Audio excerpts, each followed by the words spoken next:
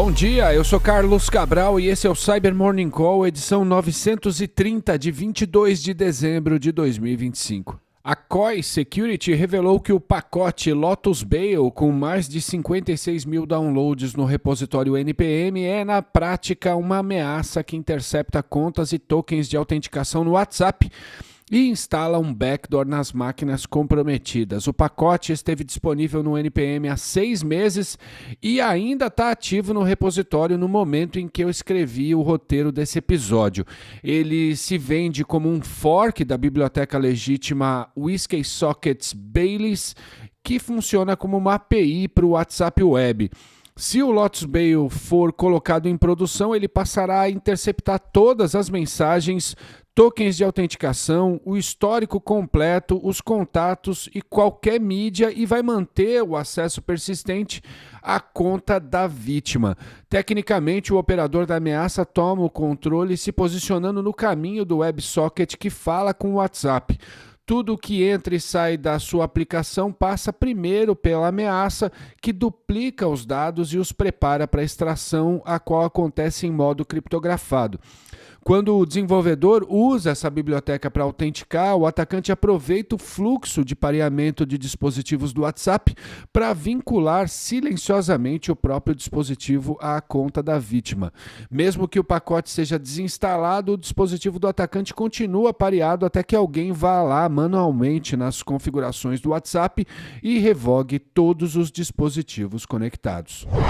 E a Genians documentou uma campanha chamada Operação Artemis, atribuída ao grupo norte-coreano APT-37, que explora documentos no formato HWP, usados pelo Hangul Word Processor, o Word coreano, para atingir entidades sul-coreanas.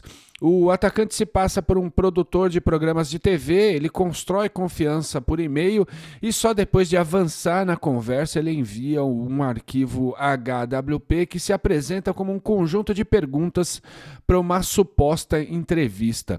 Dentro desse arquivo, um objeto OLE disfarçado de hyperlink dispara a cadeia de infecção quando o usuário clica nele. Um objeto OLE é um mecanismo do Windows que permite incorporar ou vincular conteúdos de outros programas dentro de um documento.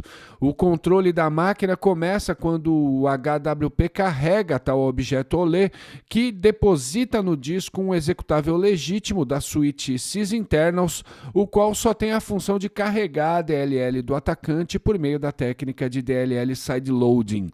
Essa DLL funciona como um loader que no final da cadeia de ataque irá instalar o Trojan de acesso remoto ROC-RAT. E a terceira pauta vem da Zscaler e fala de uma campanha de espionagem do grupo Sidewinder focada em organizações indianas de serviços, varejo, telecom e saúde. Os atacantes enviam e-mails que se passam pelo Departamento de Imposto de Renda da Índia com um call to action que leva a uma URL encurtada e de lá para um portal falso de inspeção fiscal. O clique do usuário baixa um arquivo zip e dentro desse zip há um executável aparentemente legítimo chamado Inspection Document Review.exe, que na verdade é um binário do Microsoft Defender renomeado, acompanhado de uma DLL maliciosa e de certificados de fachada.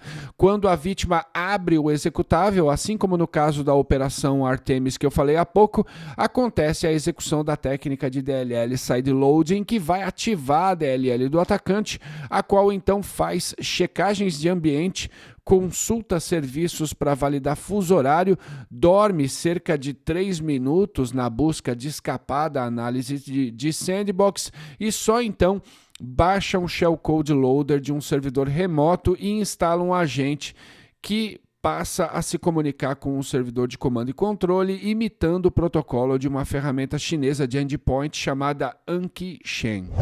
Por fim, a Intezer traz uma campanha atribuída ao grupo de espionagem Paper Werewolf, que combina iscas geradas por IA com add-ins maliciosos de Excel no formato XLL.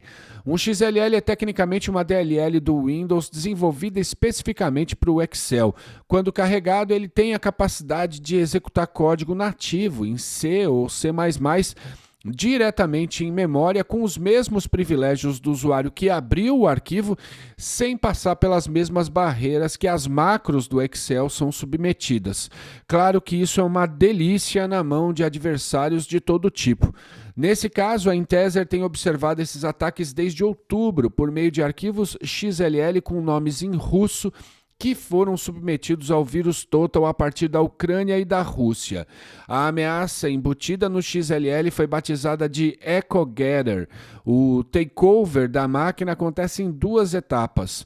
Primeiro, o XLL é carregado de modo a depositar no disco um executável chamado mswp.exe, que é iniciado em modo oculto. Esse binário é o backdoor EcoGather propriamente dito, que coleta informações detalhadas do host como IP, arquitetura, hostname, usuário, domínio, processos em execução e o caminho do executável, codifica tudo em base 64 e envia por HTTPS para um servidor de comando e controle em loops com interrupções aleatórias na comunicação entre 300 e 360 segundos. Essas interrupções ocorrem para adicionar um comportamento imprevisível na comunicação, dificultando o trabalho de analistas e de ferramentas de segurança que estão observando o tráfego. Do lado do operador, o EcoGather aceita pelo menos 4 tipos de instruções: a execução remota de comandos via cmd.exe/c, a busca por dados sobre a configuração da máquina, a extração de arquivos em blocos de 512K e a escrita remota de arquivos no sistema, o que dá ao operador a capacidade de se movimentar lateralmente pela rede e instalar novas ferramentas.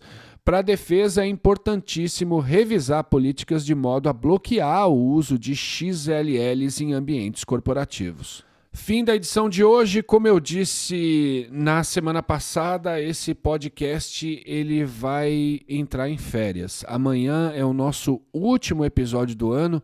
Eu volto lá no dia 19 de janeiro. Obrigado por ouvirem o Cyber Morning Call e tenham um bom dia. Você ouviu o Cyber Morning Call, o podcast de cibersegurança da Tempest.